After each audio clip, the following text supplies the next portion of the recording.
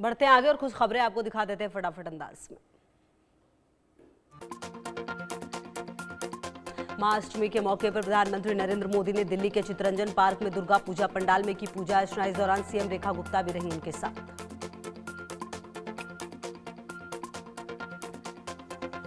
BJP में शामिल होने के बाद पवन सिंह ने केंद्रीय मंत्री और बीजेपी के राष्ट्रीय अध्यक्ष जेपी नड्डा से उनके आवास पर की मुलाकात। भारतीय जनता पार्टी में दोबारा शामिल होने पर बोले पवन सिंह, हम गए ही कहां थे, हम तो बीजेपी के साथ हैं। पवन सिंह का ये बयान बीजेपी के लिए बिहार में युवा वोटरों को लुभाने का बड़ा हथियार साबित होगा।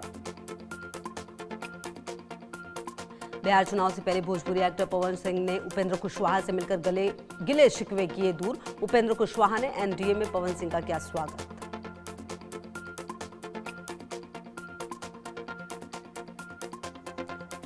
बीजेपी में शामिल होने के बाद भोजपुरी स्टार पवन सिंह केंद्रीय गृह मंत्री अमित शाह से मिलने उनके आवास पर पहुंचे। राष्ट्रीय पोषण माह कार्यक्रम के लिए श्रीमद् भगवद गीता हॉल कुरुक्षेत्र विश्वविद्यालय का मुख्यमंत्री नायब सिंह सैनी ने किया दौरा। कहा, कुरुक्षेत्र में एलिवेटेड रेलवे ट्रैक एक महत्वाकांक्षी योजना है।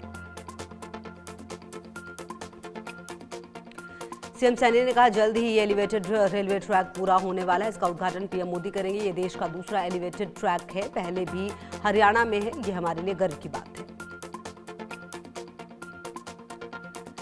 भाजपा सांसद अनुराग ठाकुर, तेजस्वी सूर्या समेत भाजपा नेता के अन्नामलाई ने करूर हादसे के पीड़ित परिवारों से की मुलाकात।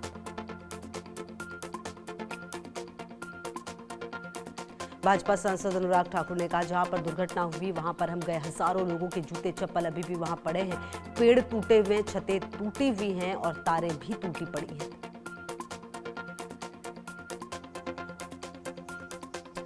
करूर में भगदड़ की घटना के बाद टीवीके के करूर पश्चिमी जिला सचिव और करूर शहर के पदाधिकारी पवन राज को 14 दिनों की जेल। कोर्ट ने दोनों को 14 दिनों की न्यायिक हिरासत में भेजा।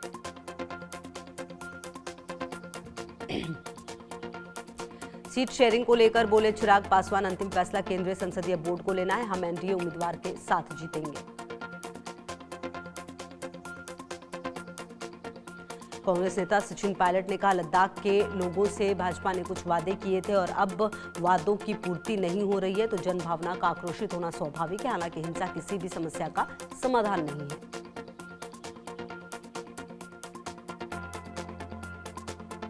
चुनाव आयोग ने बिहार में स्पेशल इंसेंटिव रिवीजन की फाइनल लिस्ट जारी की। लिस्ट में करीब 7.3 करोड़ मतदाताओं के शामिल होने का अनुमान। बिहार में स्पेशल इंसेंटिव रिवीजन की फाइनल लिस्ट में करीब 14 लाख नए वोटरों के नाम भी जुड़ने की जताई जा रही है संभावना।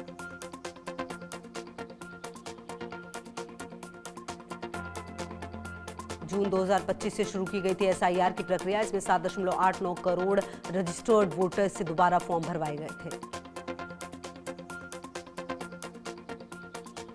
बिहार में स्पेशल इंसेंटिव रिवीजन की फाइनल लिस्ट आने से पहले 1 अगस्त को एक लिस्ट जारी की गई थी जिसमें 65 लाख वोटर्स के नाम काट दिए गए थे। दो वोटर आईडी रखने वालों के भी नाम काटे गए। वहीं 65 लाख लोग ऐसे वोटर्स हैं जो मर चुके हैं या स्थायी रूप से बाहर चले गए हैं।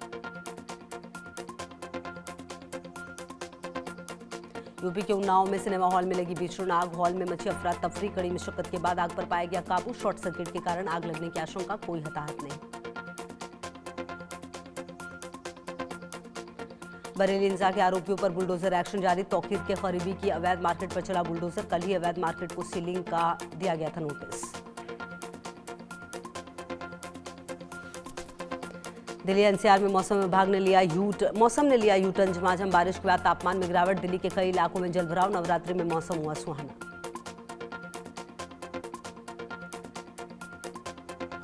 पाकिस्तान के क्वेटा में तेज धमाका। विस्फोट में 10 लोगों की मौत, 30 से ज्यादा घायल। पूरे इलाके में छाया धुएं का गुबार। भारत भूटान के बीच 2 नई रेल लाइन बिछाने पर बनी सहमति। असम के कोकराझार से भूटान के गेल्फू तक जाएगी ट्रेन। दोनों देशों के बीच पर्यटन संपर्क और मजबूत होगा। नहीं रहे बीजेपी के वरिष्ठ नेता विजय मल्होत्रा। 93 साल की उम्र में ली अंतिम सांस। दिल्ली बीजेपी के पहले अध्यक्ष थे विजय मल्होत्रा।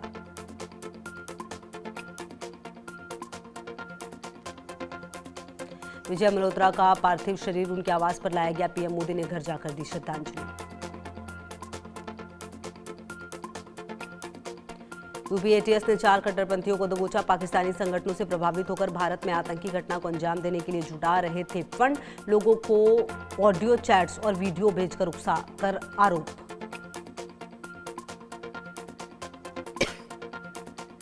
बरेली हिंसा मामले में एक्शन जारी। पुलिस ने अब तक 55 लोगों को किया गिरफ्तार। पुलिस के सामने हाथ जोड़ते दिखे आरोपी। बरेली हिंसा पर यूपी सरकार के मंत्री जेपीएस राठौर का बयान। उपद्रवी अपराधी माफियाओं को बख्शा नहीं जाएगा, ये लोग खुद कौम के दुश्मन। बरेली हिंसा के आरोपी नदीम कुरैशी को शाहजहांपुर से गिरफ्तार किया गया। मौलाना तौकीर रजा का करीबी है नदीम कुरैशी। लोगों को एकजुट करके भड़काने का आरोप। अमेरिकी राष्ट्रपति डोनाल्ड ट्रंप ने विदेशी फिल्मों पर लगाया 100% टैरिफ। बोले हमारे बिजनेस को चुरा रहे हैं दूसरे देश। इजरायली प्रधानमंत्री बेंजामिन नेतन्याहू गाजा में सीजफायर पर सहमत। कहा गाजा में एक शांतिपूर्ण प्रशासन होगा। हमास के सभी हथियार हटाए जाएंगे और गाजा से इजरायल धीरे धीरे पीछे हटेगा। तालिबान ने अफगानिस्तान में इंटरनेट सर्विस बंद की। मोबाइल नेटवर्क भी ठप। रिपोर्ट्स के मुताबिक ये फैसला अनैतिक गतिविधियों को रोकने के लिए लिया गया।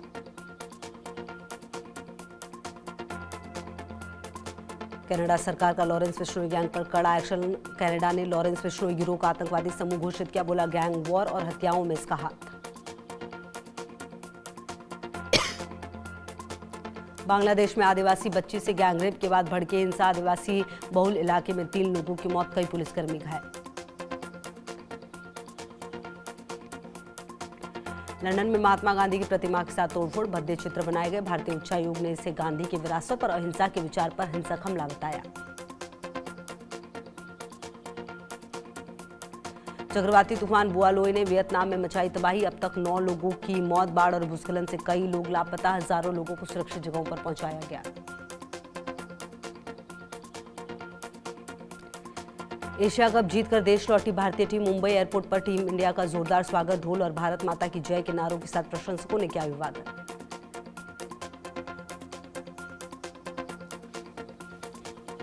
ट्रॉफी विवाद पर बोले भारतीय कप्तान सूर्य कुमार यादव। पाकिस्तान को जवाब देना जरूरी था। मुख्य कोच गौतम गंभीर के साथ तालमेल पर कहा मेरा और गंभीर का रिश्ता भाई जैसा। क्रिस वोक्स ने इंटरनेशनल क्रिकेट से संन्यास लिया। भारत के खिलाफ चोटिल हाथ से बैटिंग करने उतरे थे। इंग्लैंड को 2 वर्ल्ड कप जिताए।